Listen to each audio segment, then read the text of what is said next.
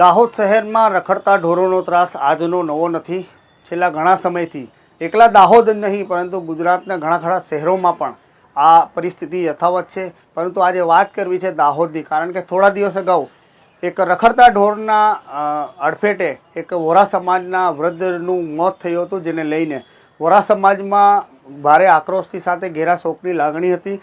સાથે સાથે જે બુદ્ધિજીવીઓ છે અથવા દાહોદના જે હિતેચ્છુઓ છે અથવા દાહોદ માટે જે સારું વિચારતા હોય છે તે લોકોના મનમાં પણ એક પ્રકારનો પ્રશ્ન હતો, એક પ્રકારની ચિંતા હતી કે આ રખડતા ઢોરોના ત્રાસથી દાહોદમાંથી મુક્તિ કેવી રીતે મેળવી શકાય અને આ રખડતા ઢોરોનો ત્રાસ ક્યારે દૂર થશે। કારણ કે હવે દાહોદ સ્માર્ટ સિટી તરફ અગ્રેસર થઈ રહ્યો છે। આવનારા સમયમાં જ્યારે સ્માર્ટ સિટી અમલમાં આવશે ત્યારે રખડતા ઢોરોનો ત્રાસ શું યથાવત રહેશે, આ તમામ સવાલો લોકોના મનમાં હતા। પરંતુ હમણાં વાત એટલા માટે ગંભીર બની છે કારણ કે એક વૃદ્ધનું આ રખડતા ઢોરના લીધે મોત થયું છે, જેના લઈને વોરા સમાજમાં ઘેરા શોકની લાગણી હતી। આજે જાગૃત નાગરિકો દ્વારા છાપ તળાવથી નગરપાલિકા સુધી આ એક મૌન રેલી યોજી હતી, જેમાં દાહોદના વોરા સમાજના તેમજ અન્ય લોકો પણ સામેલ હતા।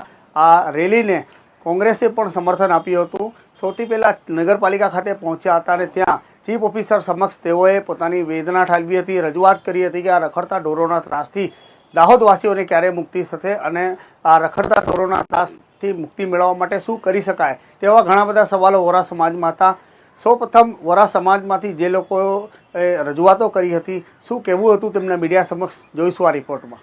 આજની રેલીનું ખાસ આયોજન જે કરવામાં આવ્યું હતું રખડતા ઢોર અને જે કૂતરાનો ત્રાસ છે, અગાઉ બી આગળ વારંવાર કમ્પ્લેન કરી હતી કે નગરપાલિકાથી લઈને આગળ ગાંધીનગર સુધી કમ્પ્લેન કરી હતી।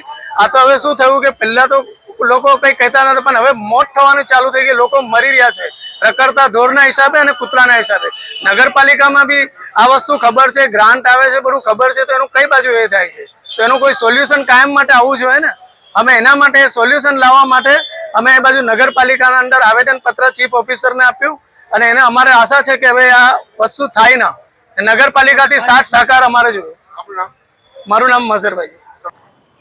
તો આપને વોરા સમાજના જે લોકો હતા જેમને આજે રજૂઆત કરી હતી નગરપાલિકા ચીફ ઓફિસરને, તેમને પણ સાંભળ્યા।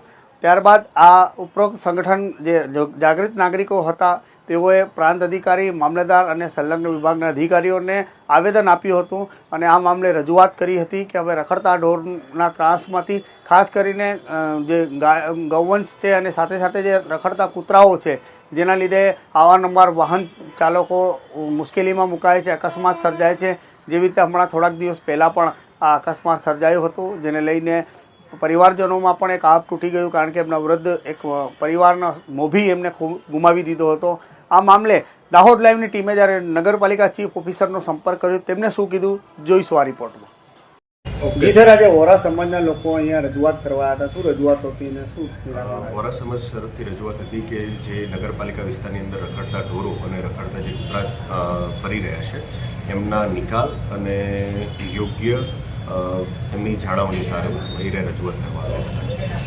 સર, આ મામલે શું કાર્યવાહી કરવામાં આવશે? નગરપાલિકા દ્વારા અત્યારે હાલમાં એક નવી ગૌશાળા બનાવવામાં આવી રહેલ છે તથા એમની એક અમારી જે ઢોર અને કૂતરા પકડવાની એજન્સી ફિક્સ કરવાની પણ ટેન્ડરિંગની કાર્યવાહી ચાલુમાં છે, જે ટૂંક સમયમાં પૂર્ણ થયેથી રખડતા ઢોર અને રખડતા કૂતરા પકડવાની કામગીરી શરૂ કરવામાં આવશે।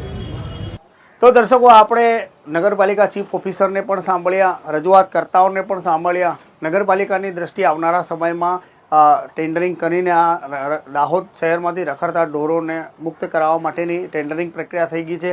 આવનારા સમયમાં કદાચ 15 દિવસ કે 20 દિવસમાં જે સમય મર્યાદા તે લોકોને આપી છે અથવા ટેન્ડરિંગ પ્રક્રિયા છે ક્યારે પૂર્ણ થાય છે અને રખડતા ઢોરોને પકડવા માટેની કામગીરી અને કવાયત ક્યારે શરૂ થાય છે તે આપણે સૌ જોવાનું રહેશે। ધન્યવાદ।